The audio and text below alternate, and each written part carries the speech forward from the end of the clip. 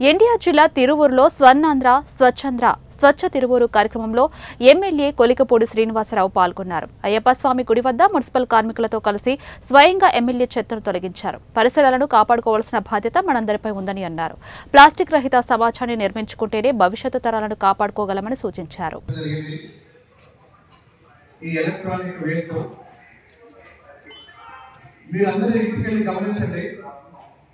చాలా ఇళ్లలో ఈరోజు ఆ కుటుంబ సభ్యుల కన్నా ఆ ఇంట్లో ఉన్న ఫోన్ల సంఖ్య ఎక్కువ ఉంటుంది.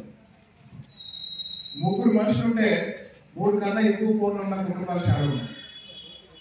4-5 మనుషులుంటే ఒక కుటుంబంలో ఒక్కొక్కరికి 2 ఫోన్లు ఉన్న కుటుంబాలు కూడా ఉన్నాయి.